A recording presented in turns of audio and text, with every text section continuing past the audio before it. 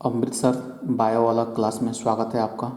मैं आज आपके लिए हिंदी का प्रश्न पत्र लेकर आया हुआ हूँ। इसमें आपका सबसे पहला क्वेश्चन रहेगा बहुविकल्पी प्रश्न। ठीक है, बहुविकल्पी प्रश्न आपके टोटल 10 आएंगे। ठीक है, 10 रहेंगे।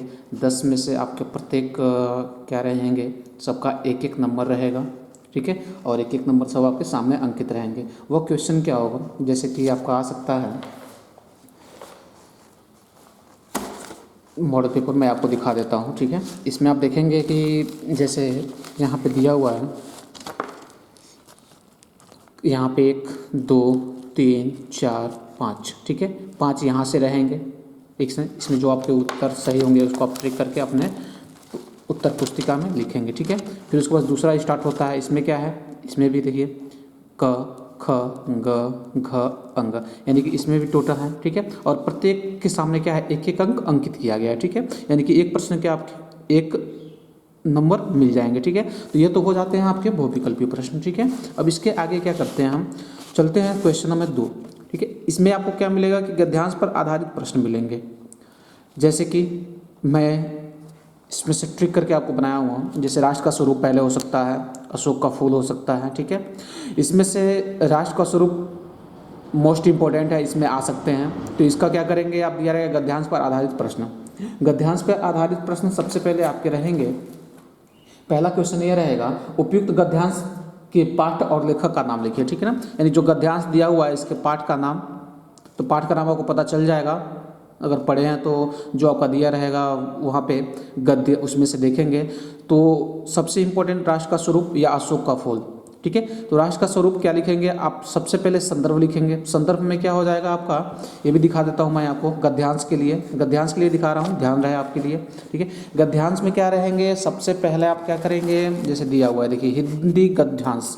हिंदी गद्यांश में है संदर्भ। ठीक है, इसमें क्या करेंगे, लिखेंगे प्रस्तुत गद्यांश हमारी पाठ्य पुस्तक गद्य भाग में संकलित। राष्ट्र का स्वरूप आया हुआ है तो लिखिए राष्ट्र का स्वरूप पाठ से लिया गया है, इसके लेखक डॉक्टर वासुदेव शरण अग्रवाल जी हैं। ठीक है, इतना हो जाएगा। इसके जब और कोई दूसरा पाठ देता है तो वहाँ पाठ का नाम चेंज कर देंगे और यहाँ पे लेखक का नाम चेंज कर देंगे। ठीक है, यह आपका हो जाएगा। उसके बाद से दिया रहेगा दूसरा नंबर क्वेश्चन, रेखांकित अंश की व्याख्या कीजिए। रेखांकित अंश की व्याख्या कीजिए, जो रेखा किया गया उसकी व्याख्या कीजिए। ठीक है, उसके बाद से कुछ प्रश्न रहेंगे, उस प्रश्न के आपके उत्तर देने रहेंगे। ठीक है, तो यह तो हो जाता है हमारा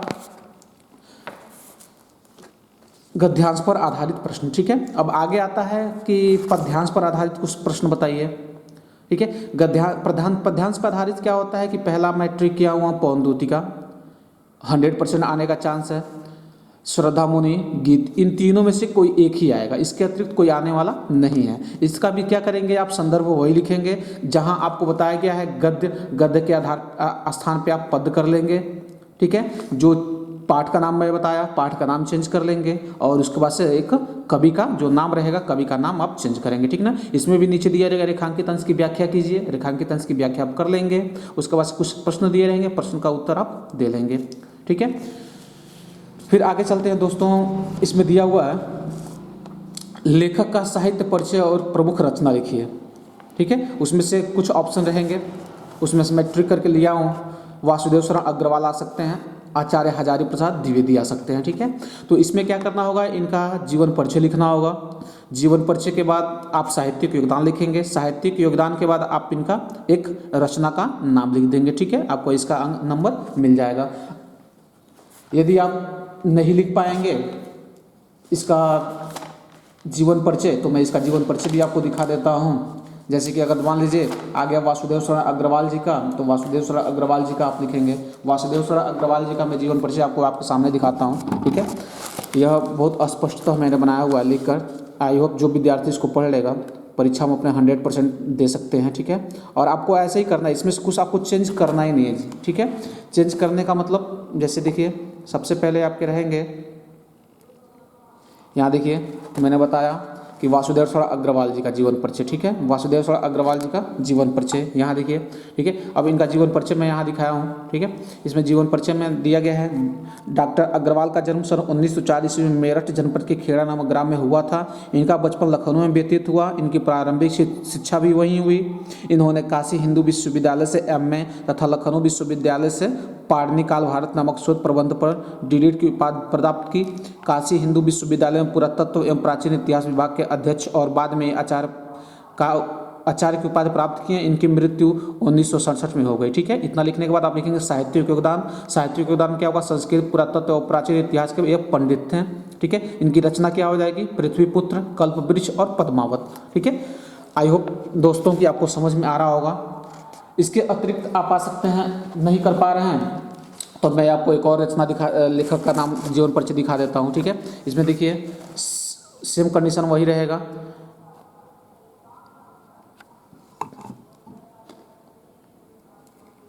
देखिए इसमें दिया हुआ है हिंदी के श्रेष्ठ आचार्य हजारी प्रसाद द्विवेदी का, हिंदी के श्रेष्ठ निबंधकार आचार्य हजारी प्रसाद द्विवेदी का जन्म 1907 ईस्वी में बलिया जिले के दुबे छपरा नामक ग्राम में हुआ था। इनके पिता श्री अनमोल द्विवेदी ज्योतिष और संस्कृत के प्रकांड विद्वान थे, ठीक है। तो जैसे जैसे दोस्तों अगर आप चाहते हैं कि नहीं वैसे समझ में आ रहा तो आप इस वीडियो का स्क्रीनशॉट ले सकते हैं, ठीक है ना, क्योंकि मैं आपके लिए बहुत आसान कर दिया हूँ जीवन परिचय, ठीक है।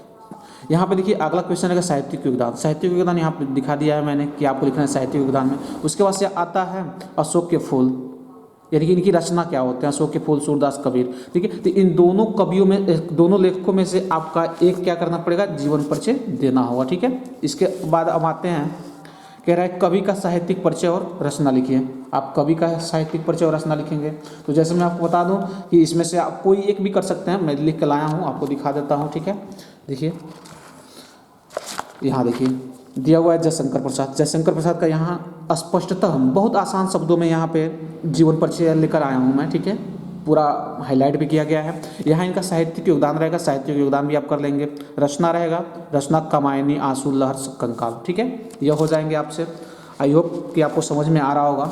उसके बाद से आप क्या आएंगे? कुछ कथा पर संबंधित प्रश्न, ठीक है। तो कथा भारती पर आधारित प्रश्न रहेंगे, ठीक है ना। कथा भारती पर आधारित प्रश्न आपके देखिए इसमें क्या रहेंगे बताएंगे कि देखिए दो आ सकते हैं, एक तो दो नहीं, एक क्या आएगा इसमें से मैं दो आपको दिखा दिया हूँ। पंचलाइट आ सकता है या तो बहादुर आ सकता है। तो पंचलाइट जानते हैं आप लोग कि एक बिहार प्रदेश का एक महतो टोली होती है। उस महतो टोली में एक अनपढ़ लोग निवास करते हैं, जहाँ पे क्या होता है एक गोधन नामक लड़का रहता है। वो गोधन नामक लड़का एक युवती से प्रेम करता है जो उसके घर के सामने आकर सिनेमा का गाना गाता है, ठीक है। जिससे उसकी माँ उसकी पंचों शिकायत करती है। गोधन को क्या कर दिया जाता है? उसके घर से बाहर कर दिया जाता है, उसके गाँव से ही बाहर कर दिया जाता है, ठीक है।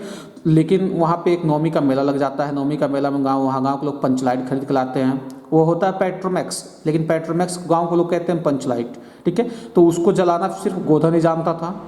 गोधन को बुलाया गया, गोधन उसको जला दिया पंचलाइट को, ठीक है। जब पंचलाइट को जला दिया तो उसके बाद से सारे पंच ने कह दिया तुम्हारा साथ खून माफ, अब तुम खूब गाओ सिनेमा के गाने। और तो जो उस लड़की की माँ होती है, ठीक है, वो उसको घर पर इनवाइट करती है भोजन के लिए। तो घर यहाँ से इस कहानी का ख़त्म हो जाता है। बहादुर रहा तो बहादुर ये नेपाल में एक स्थित ग्राम में हुआ था। जो बहादुर नामक एक नौकर होता है, जो उसके घर वाले उसके साथ गलत व्यवहार कर देते हैं, जिससे उसको बाहर निकाल दिया जाता है। जब बाहर ये चला जाता है तो उसके घर वालों को सारी मेहनत खुद ही करनी पड़ती है जी, ठीक है। तो ये बहादुर का है।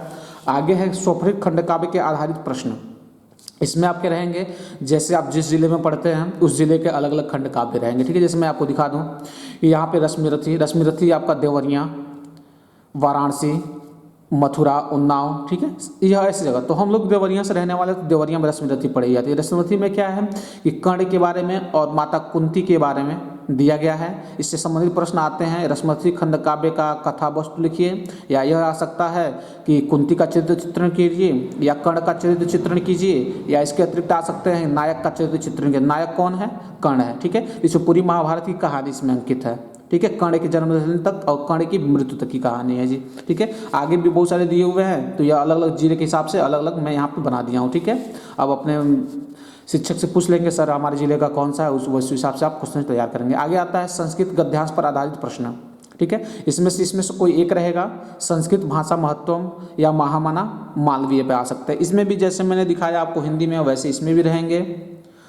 यदि आपके दे देते हैं तो संस्कृत भाषा पे आ जाता है तो संस्कृत भाषा पे आप लिखेंगे, ठीक है। या इसके अतिरिक्त आता है, जैसे कि मैं दिखा देता हूँ इसका भी कैसे आप करेंगे।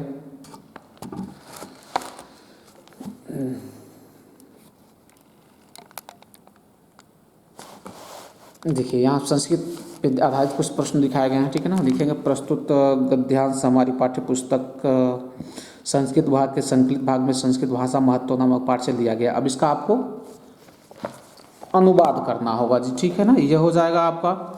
यहाँ चलिए आगे चलते हैं। संस्कृत पद्यांश पर श्लोक पर आधारित प्रश्न है। सुभाष रत्नी आ सकता है, जातक कथा आ सकते हैं। दोनों में से आप क्या करेंगे, कोई आप एक तैयार कर लेंगे।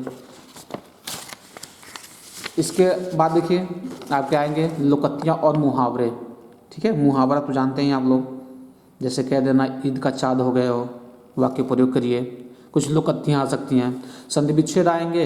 संधि विच्छेद में आप क्या करेंगे, जैसे विद्यालय का आ गया, हरिऔध का आ गया, महोदय का आ गया, ठीक है। तो इन सब का संधि विच्छेद करेंगे। आगे आएगा विभक्ति और वचन, ठीक है। यानी संस्कृत पर आधारित कुछ विभक्ति और वचन रहेंगे। इसके लिए भी मैं वीडियो बनाऊंगा एक दिन, ठीक है।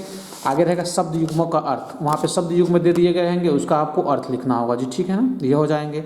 आगे दिया रहेगा एक शब्द के दो अर्थ। कोई एक शब्द दे देगा, उसका दो अर्थ आपको लिखना होगा जी, ठीक है। आगे है एक शब्द चयन करके उसका सही अर्थ लिखिए। यानी कोई एक शब्द ले लीजिए, उसका सही अर्थ बताइए क्या होगा। फिर अगला क्वेश्चन आएगा वाक्यों को शुद्ध करना है, यानी कि वाक्य को आप शुद्ध कैसे करेंगे। अगला क्वेश्चन रहेगा रस, ठीक है। रस में क्या हो जाएगा, हास्य रस, करुण रस, श्रृंगार रस, संयोग रस, वियोग रस, ठीक है। तो इस रस के आधार पर अपना प्रश्न करेंगे। उसका अस्थायी भाव पूछेगा, परिभाषा पूछेगा, उसका उदाहरण पूछेगा, ठीक है। तो मैं इंटर के विद्यार्थियों के लिए बता दूं कि मैं इसका भी वीडियो लेकर आऊँगा। रस, उसका परिभाषा, उदाहरण जल्द ही आने वाला है, ठीक है। आगे क्वेश्चन है कि अलंकार पे, अलंकार, उपमा अलंकार, उत्प्रेक्षा अलंकार, ठीक है। तो इस अलंकार पे रहेंगे। अलंकार पे उदाहरण भी रहेगा, लक्षण भी आपको बताना होगा। इस पे अलंकार पे वीडियो मैं दूंगा। आगे आपका क्वेश्चन रहेगा छंद, जैसे आप मान लीजिए सोठा छंद, रोला छंद, सम्मात्रिक छंद, ये सब आपसे छंद दिए रहेंगे। उस छंद का उदाहरण सहित आपको लक्षण लिखना है जी, ठीक है। आगे आपका आता है सबसे ईजी और सबसे अच्छा नंबर देने वाला पत्र लेखन। पत्र लेखन पर जैसे आ सकते हैं अपने स्वास्थ्य विभाग में किसी को लिखिए, या अपने नगर पालिका परिषद के लिए कुछ पत्र लिखिए, ठीक है। तो यह आ सकते हैं। अगला आएगा निबंध लेखन। निबंध में क्या आ सकते हैं, निबंध में यह आ सकता है कि विज्ञान के चमत्कार, या पर्यावरण पर, या जनसंख्या विस्फोट पर, कोरोना पर आ सकता है। तो ऐसे कुछ आपको निबंध लेखन रहेंगे। इस पे आपको बहुत अच्छे नंबर मिलते हैं, ठीक है। तो आई होप दोस्तों कि ये वीडियो समझ में आया होगा, ठीक है। और इस वीडियो को ज़्यादा से ज़्यादा लाइक करें और हमारे चैनल को सब्सक्राइब करें, ठीक है। धन्यवाद।